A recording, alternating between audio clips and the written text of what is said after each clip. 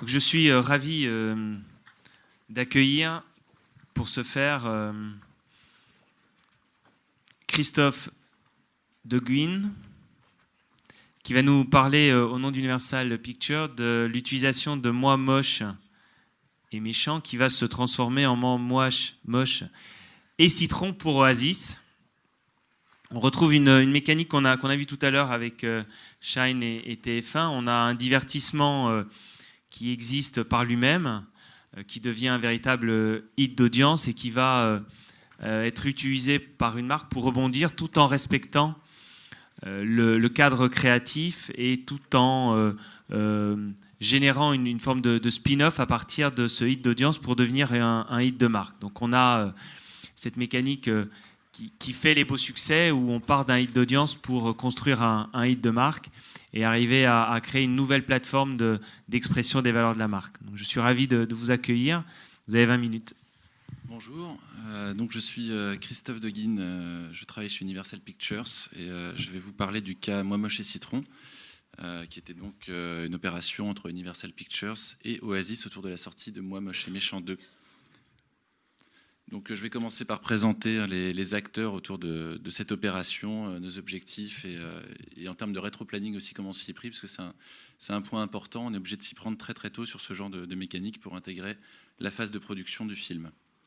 Donc les acteurs principaux, alors il y en a toujours énormément dans ce genre d'opération, puisqu'il y a à la fois une marque, un producteur, des agences. Donc là j'ai synthétisé les différents rôles. Il y avait effectivement Universal, que je représente aujourd'hui. Donc Universal Pictures, la partie distributeur de films, donc qui assure la promotion et le suivi d'exploitation des films en France. Oasis, que je ne vais pas présenter. Et le studio d'animation Illumination MacGuff. Donc c'est un studio qui produit pour nous le film Moi Moche et Méchant. Donc on a la particularité d'avoir un studio qui fait le film, qui réalise le film en France. Le réalisateur du film Moi Moche et Méchant est Pierre Coffin, qui vient de la publicité. Donc c'était un vrai atout pour nous, puisqu'on avait l'outil de réalisation de production à portée de main. Et un autre facteur qui nous a aidé dans la réalisation de cette opération, c'est qu'on avait une agence média commune entre Oasis et Universal, qui est l'agence média KR, qui avait la visibilité sur quand est-ce qu'on allait acheter notre campagne média, sur quelle cible, et qui donc nous permettait de nous rapprocher plus facilement. Donc les deux entités principales. Quels étaient nos objectifs? Alors évidemment, il y a l'objectif final de vendre plus, ça on le retrouve toujours, mais c'est important de le garder à l'esprit, parce que sinon on peut juste réaliser un beau spot, mais perdre de vue l'objectif final. Donc nous, notre objectif prioritaire, on était sur une suite avec Moi Moche et Méchant 2. Le premier film avait très bien marché avec 3 millions d'entrées.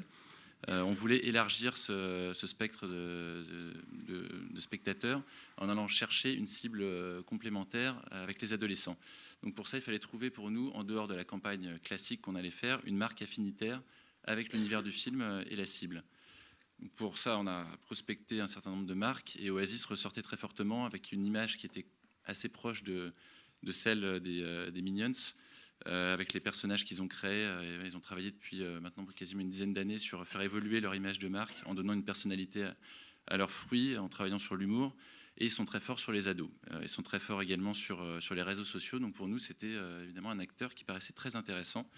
Et vous verrez après, on avait aussi d'autres points qui allaient nous aider à travailler ensemble, avec naturellement des objectifs communs de développer la notoriété et l'envie sur la cible ado. Donc en termes de rétro-planning, c'est une opération qui doit démarrer 1 an et demi avant la sortie du film, pour donner un ordre d'idée. Donc c'est vrai que ça oblige à anticiper très fortement quand est-ce qu'on va communiquer, quel budget on a. Donc ça peut être un frein parfois avec certaines marques. On est obligé de s'y prendre aussitôt.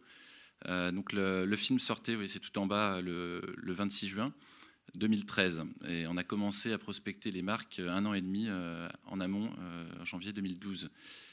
Donc là, d'abord, c'était d'identifier les secteurs clés pour nous et prioritaire pour toucher les ados. À l'issue de ce benchmark, on a sollicité quelques marques pour les inviter chez MacGuff, donc le studio qui réalise le film, dans le 15e arrondissement à Paris. Donc il y a 500 personnes, des graphistes qui travaillent sur Moi Moche et Méchant.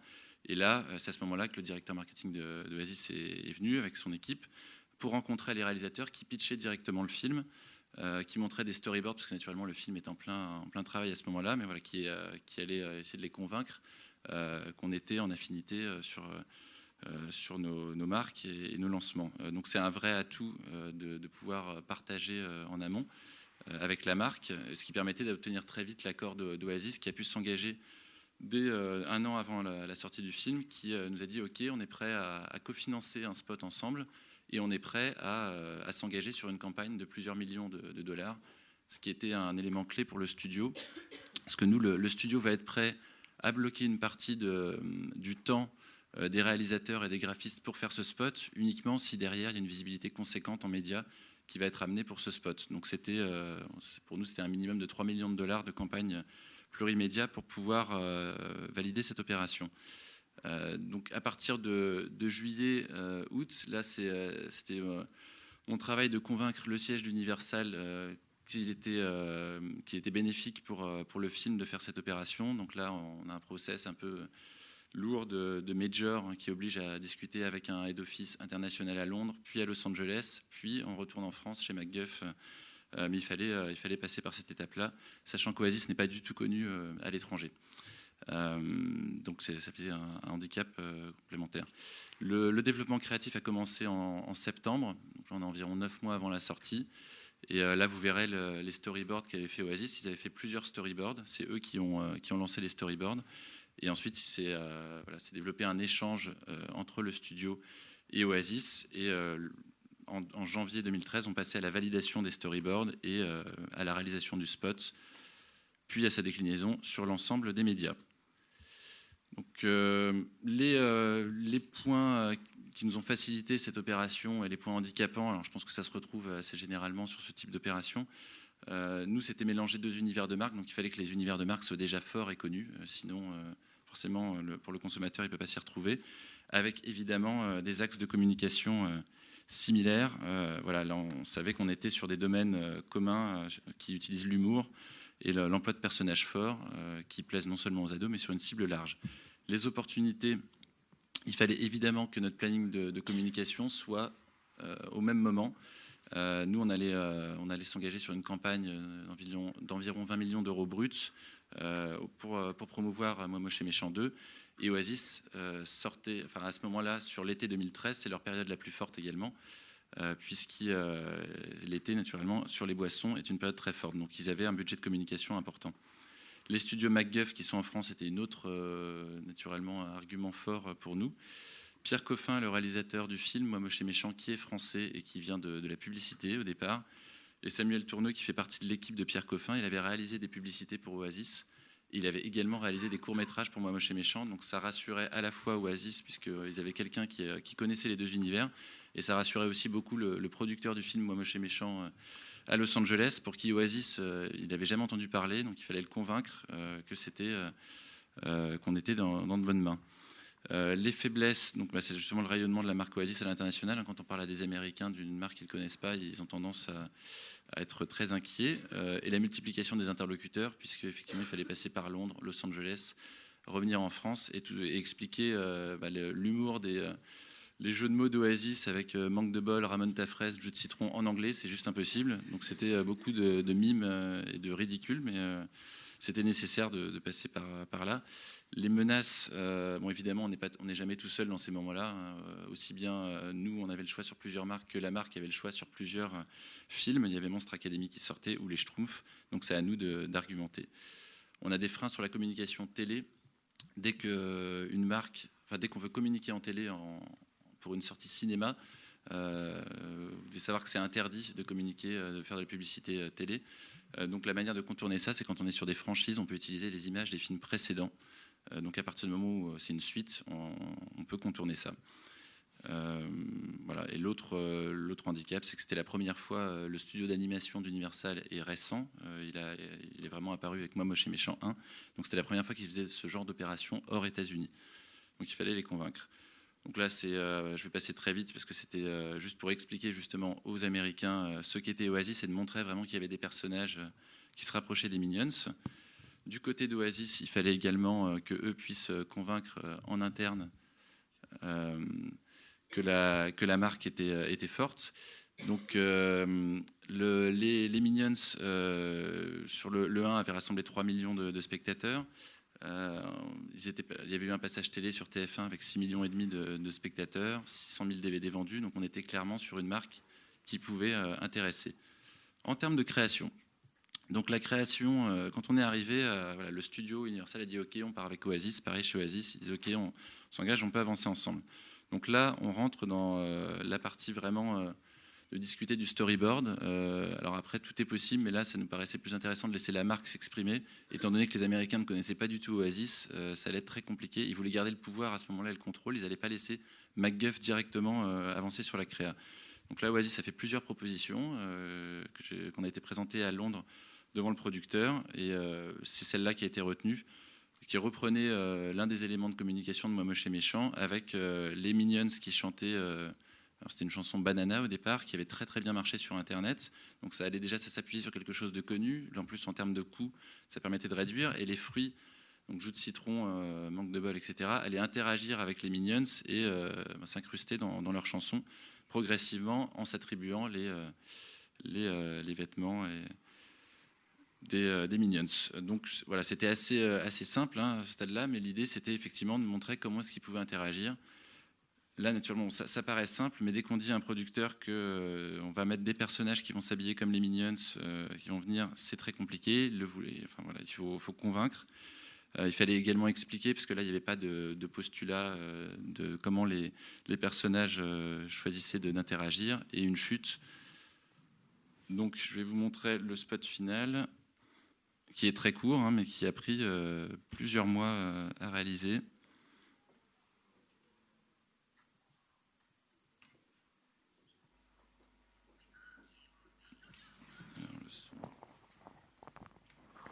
On est juste en train de brancher le son.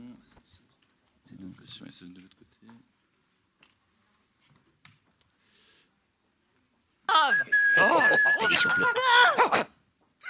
Juste parfait. Le Rollicking, sa papaye. Banana, hey, banana, oh, banana, hey. C'est bien dit. Du citron t'envoie grave du jus, ouais. T'es mon meilleur compote, toi. Oasis, super fan de Moi Moche et Méchant 2. Paraco slip, mon cas. Tout fait un drôle de fruit.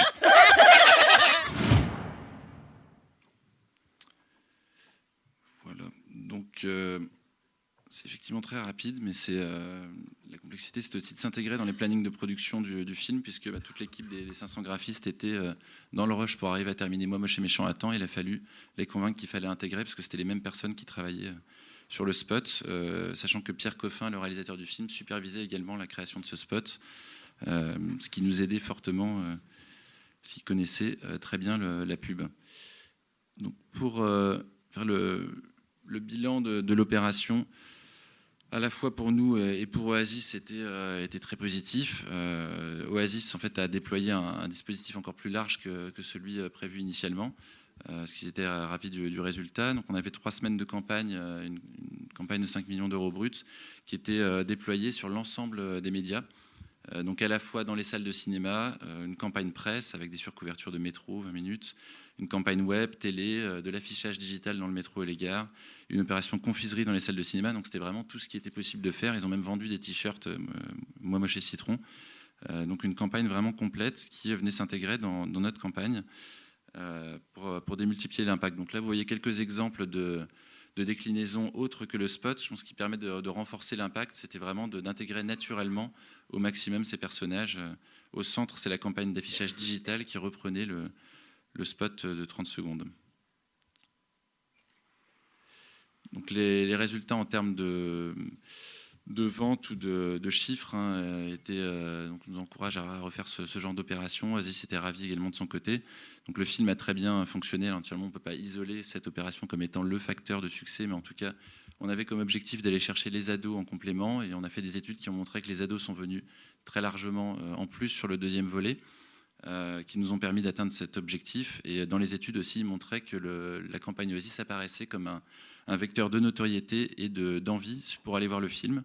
C'était l'une des premières fois qu'il y avait une marque qui apparaissait dans les études. Et en termes de vues sur YouTube, le spot Moi Moche et Citron a été vu 2 millions de fois, ce qui a permis d'avoir un prix YouTube Awards. C'était la 7e campagne 2013 et un prix EFI sur la catégorie boisson. Pour Oasis aussi, ça a été un vrai levier sur les ventes, en particulier dans les salles de cinéma où c'était la meilleure opération qui s'est faite sur les menus confiserie. Pour terminer sur les perspectives et pour vous montrer une autre opération rapidement d'intégration possible entre un film et une marque. Donc vous voyez, on a toutes sortes de marques, de franchises. Maintenant, le cinéma fait de plus en plus des franchises pour s'appuyer sur la notoriété déjà présente des films précédents. Donc là, c'est assez varié. On va de l'univers de 50 nuances degrés en février 2015 à Fast and Furious 7 en avril, Jurassic World, donc c'est la suite de la franchise de Steven Spielberg, en juin, Ted le nounours alcoolique obsédé qui revient en juin 2015, les Minions sur une suite, Jason Bourne et Warcraft, l'adaptation du jeu vidéo. Donc ce sont des exemples, mais ça c'est des marques fortes sur des univers précis, ciblés, sur lesquels le même type de travail va être fait, d'aller chercher des marques qui seront intéressées de s'intégrer dans le contenu. Et c'est maintenant qu'on est en train de le faire pour être prêt dans les temps. Donc pour montrer une autre intégration assez différente, c'était sur le film Ted. Donc pour ceux qui ne l'ont pas vu, c'est un nounours qui aime boire, qui est dragueur, qui aime faire la fête. Donc l'avantage, c'est qu'avec Ted, on pouvait à peu près tout faire puisque c'est de l'animation. Et donc, on a été chercher une marque qui était sur le même type de positionnement, avec Axe qui joue sur l'humour décalé et la séduction. Et donc là, un spot a été créé qui mélangeait les deux univers. Est-ce que ça va marcher ?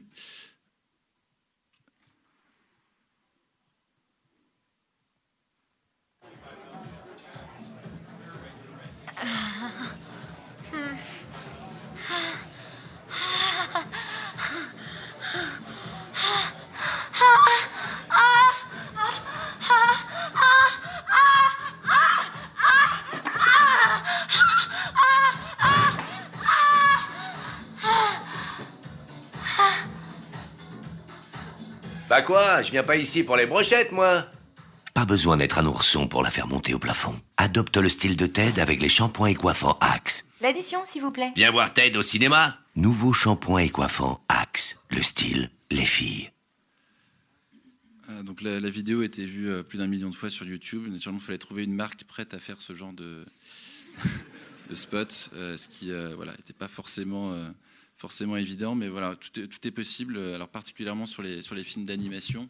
C'est que l'avantage, c'est qu'il n'y a pas d'agents, il n'y a pas d'acteurs qui vont demander un cachet, qui vont contrôler ce qu'on fait, donc on peut à peu près tout faire. Et donc sur Ted et les Minions, c'est vrai qu'on peut, le champ des possibles est très large.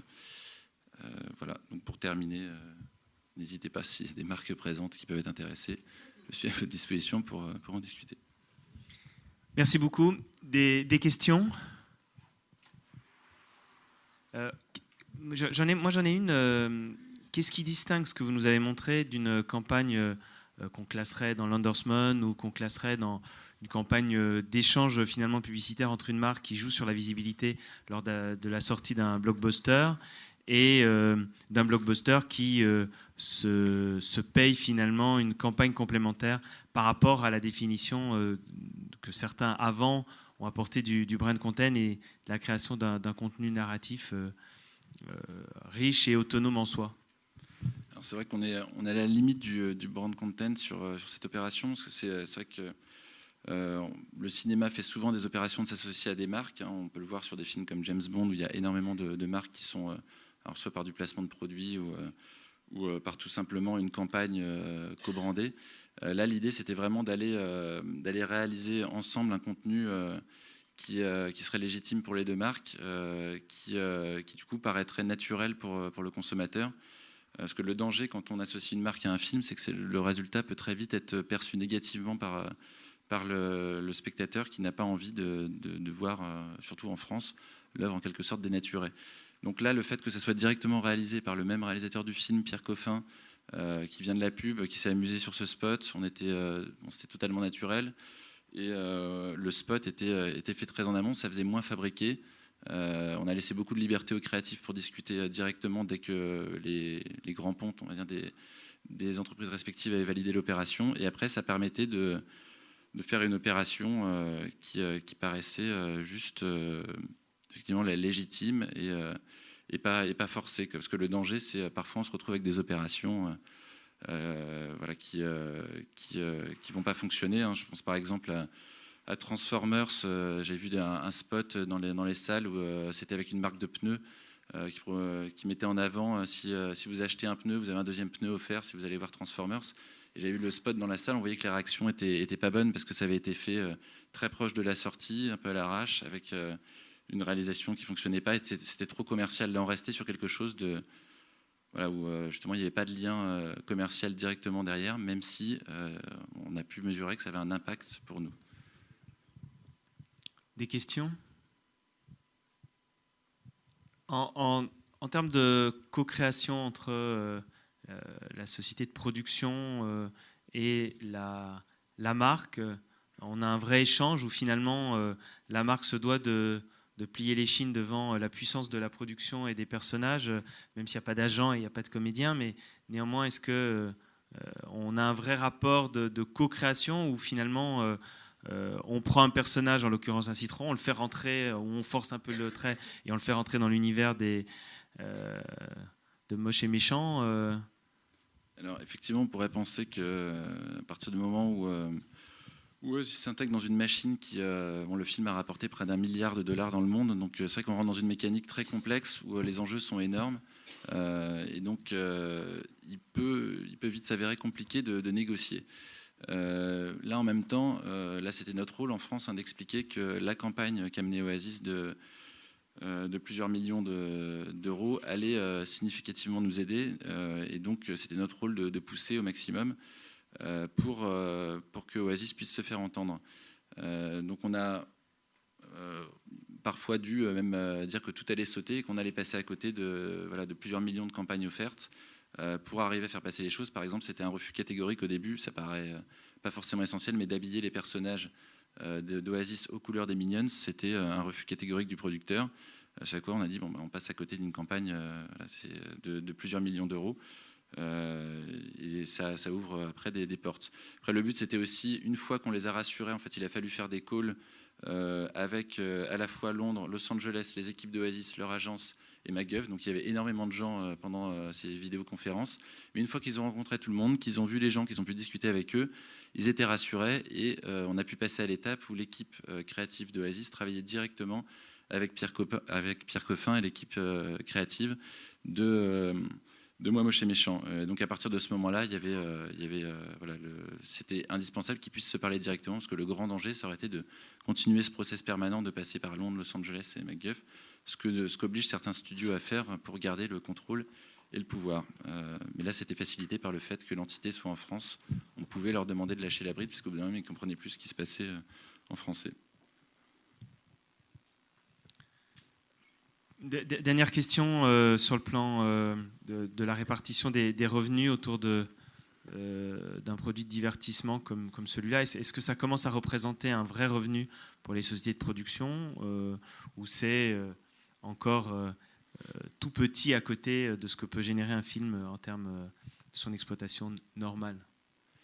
Alors, c'est vrai que pour l'instant, pour nous, c'était pas forcément l'objectif d'aller chercher une marge supplémentaire sur la production de ce spot. Le but, c'était vraiment de le faire à un coût moindre. Mais en plus, ce genre d'opération peut amener d'autres marques à le faire par la suite. Donc là, le but, c'était de le faire au coût minimum, même si MacGuff, effectivement, a quand même... ça fait une source de revenus complémentaire. Pour nous, l'objectif prioritaire, c'était vraiment cette campagne média qui allait nous permettre de faire plus d'entrées pour le film. Le budget du film de Moi Moche et Méchant, c'est environ 70 millions de dollars, ce qui reste assez peu cher par rapport aux Pixar, par exemple, qui sont pas loin de 200 millions. La création du spot Oasis se situe à on va dire, moins de 200 000 euros. Donc c'est quand même un montant 200 000 euros qui est important, mais qui reste pour le studio c'était pas le critère essentiel. C'était sans la campagne derrière, voilà, c'était pas prioritaire pour la marque. Merci. Merci à vous.